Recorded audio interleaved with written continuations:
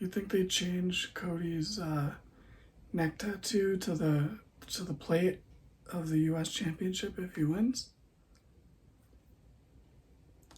I hope not.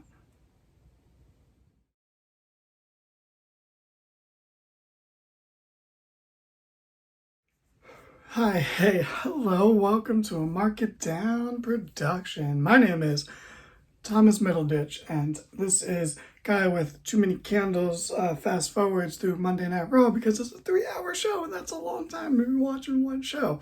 Most movies aren't even 3 hours, so how am I gonna commit 3 hours to one wrestling show every single Monday? I don't even watch SmackDown anymore because of that.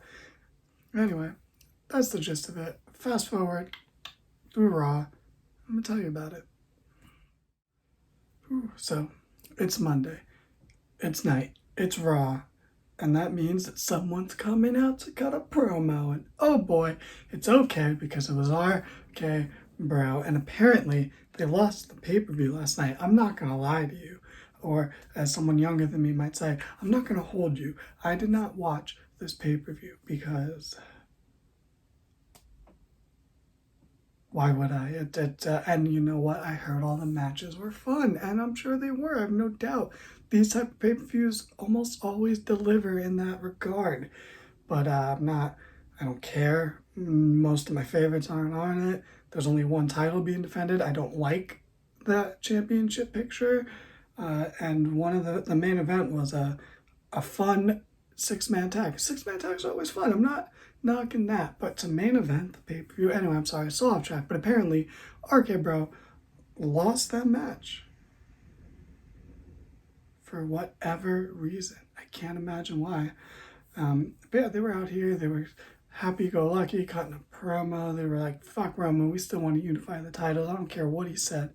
But out came the prophets of the street, and they were like, "You gotta face us. This is apparently a title match." I didn't. That was news to me.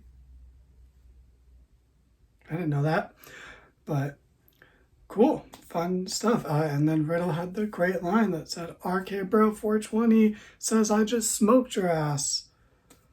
I can't. Are they gonna put that on a T-shirt? I might buy it. If you were wondering, the match, great, fun stuff, amazing counter out of a Montez splash into an RKO by Riddle this time. And look, I feel like I feel bad. I feel like because we all love him and we all love this act, and no one wants to be like, it's not the same when he does the RKO, right? Can we just acknowledge that and then move on and then not care about it ever again because who cares? The act is so fun that it doesn't matter. But yeah, I just wanted to put that out there. But this was still sick. This was a sick RKO, fun end to the match, great stuff. Randy is so over. It's insane. I mean, it's not that insane. It's Randy Orton, but like, holy shit, he's like the most over guy in the show constantly. Holy shit. He might have to face Roman instead of Drew. That's fun match. Fun match though. After that, a weird thing happened. They announced that Cody Rhodes was going to face Theory for the United States Championship. I didn't know that. Cool, I guess. I mean, it feels like a big deal. I just, as a wrestling fan, have my doubts about, the outcome and its predictability, But anyway, there's a weird thing when they announced the match for 10 on the dot because I guess they're trying to bump up ratings and they're either Cody is a draw or they believe he's a draw or they're trying to see if he's a draw. So they announced the exact time. They rarely do that. That's like I feel like once or twice a year you get that where it's like, oh, 10 o'clock, this is going to happen, or 9 o'clock, this is going to happen. So, very interesting. That's cool. But then the even weirder thing happened. Theory came out for an interview with Kevin Fitzpatrick. I don't know. But they came out onto the stage, and there was like a platform that they walked up some stairs to get on that was maybe there before, but I don't think it was. I'm not gonna lie, I wasn't looking for a little stage on the stage, but there might have been one there the whole time. There might not have been. Interesting new thing they're doing. I don't want to make fun of it. I'm just it stood out to me, is all I'm gonna say.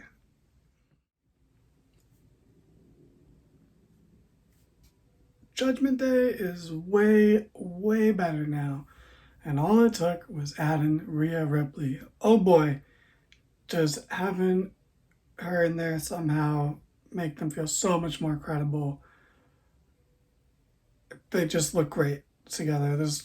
I'm a fan of this. This is the only thing from the pay-per-view that I watched a clip of because I'm way more invested in Rhea than almost anything else on the pay-per-view besides maybe Cody and Seth. But, what are you going to do? Watch the pay-per-view? I don't think so. But yeah, they just look great together. The entrance look great. They look great standing in the ring. Edge is still doing the cheap hometown heat stuff. It just doesn't vibe with the character to me. I don't like that I said vibe, but you know what I mean. And I don't know, it just doesn't, that the presentation doesn't make it seem like this character would just cut hometown heat. But whatever, cool stuff. Liv Morgan's music interrupted Edge's promo, which was cool, actually. That was nice. That's not something you would see very often, so that was cool. And then she faced Rhea, and Damian and Edge were outside at ringside watching her match on. And that's a really cool dynamic, and it's a great visual to see Damian Priest and Hall of Famer Edge standing by, rooting Rhea on. Not rooting like because they're not baby faces, but in the way heels do. And their presence just made her match feel like more of a big deal, And she won clean, tapped out Liv. Pretty cool. I feel like Rhea's moving on to bigger and better things, and Liv is fine. She'll be okay. So that's good. And then she put the submission back on after the match, and after a while of Edge, pretty funnily, honestly, tapping out alongside Liv as she tapped relentlessly, Finn Balor's music hit, and he has a match with Damian Priest. So he kind of made the save, but it was kind of like it was like 30 seconds of post-match beatdown at least before this music hit. Then AJ Styles music hit, and them coming out together is just so cool, so who cares? And then him and Damian had a quick match that ultimately ended in a DQ and Edge speared Finn, and then Rhea distracted AJ so that they could beat him down too, and it was all good stuff. I'm way more into this now because Rhea's there, and that Liv is by proxy kind of there, and there's just the dynamics are so much more interesting, A lot of hand motions going on. Guys, way too much happened on Raw. This is going to be a long one. I am sorry. But Kevin Owens was backstage with Alpha Academy, and they were talking about sending Ezekiel's DNA from his red solo cut the Street Profits gave him last week to the lab to, test some things out to really get to the bottom of this. And Owens' reaction was so great. He's like, you have friends in the lab? Oh my God, that's great. In the lab. Like, it was so good. Owens is so funny. You know what? Fuck. He made the right choice. Think. I think he made the right choice. Don't quote me on that, but right now, this is fantastic. And then he said his brother, Ken Owens, is gonna beat Elias later. All great stuff. This is great. MVP Lounge with Omos. Why would his whatever? Cedric comes out. Bobby comes out. Bobby beats up Cedric. Omos looks on from the ramp. Who cares? Sonya Deville lost her job as an on-screen authority figure, and then she had a surprise match against a returning Alexa Bliss, who hit one kind of sloppy DDT and then the Twisted Bliss for the win. Fucking squashed her. She had the Lily doll, but she wasn't dressed like Fiend Bliss. She was almost like a mix between Goddess and Fiend. Like, she was wearing like more Goddess style gear, but with like the fiendish flair to it, you know what I mean? Interesting to see where that goes. And then I just talked about it, but Ezekiel comes out, and then Ken Owens comes out. It's Kevin Owens in a wig. We found out later. Obviously, none of us knew that going into this, but he got on the mic, and he was like, "Oh, you must be Ezekiel. Elias is his younger brother, right? Well, I'm Ken. I'm Kevin Owens' older brother." And then Ezekiel just straight face said, "Oh, it's nice to meet you, Ken." So good. It was so good. And then eventually, after getting himself worked up, Owens removed the wig, and Ezekiel's face was just like, it was a great reaction. It's so great. And then Alpha Academy came out, they beat him down, and they never had the match. But I don't care, this is amazing. Great stuff. Amazing. So Asuka's backstage. She's gonna have a championship contenders match with Bianca Belair, and then Becky comes in and just says, I didn't get a rematch for my title, and then she hasn't done anything, and she's getting a championship contenders match, and she kind of she's like, that makes no sense, and Bro, what are you, some kind of goat? one of the many reasons I think Becky Lynch is very good is that she always protects her character while even in situations where logic isn't always there, or in cases like this where she's pointing out the illogical nature of WWE booking and the fact that championship contenders matches make no sense.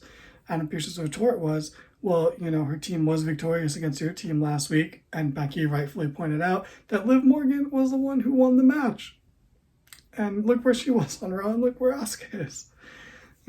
But it was funny stuff, and then her and Asuka had some back and forth banter. It was good, fun stuff.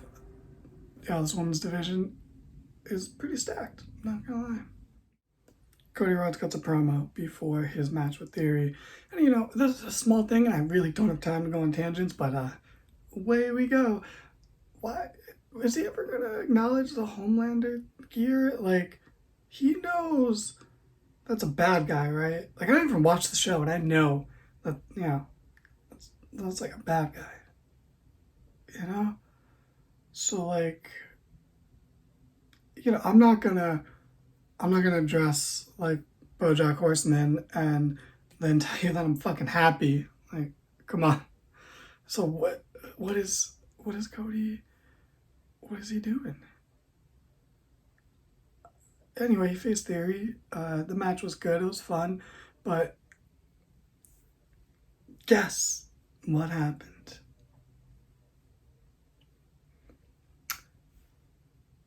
You guessed it. It ended in DQ when Seth Rollins came out and interfered, even though he's already lost to Cody twice. And why would you have a third match? You're gonna have Rollins lose 3 times. You're gonna have Cody lose, where it's like, bro, just move on, man, move on. Oh God.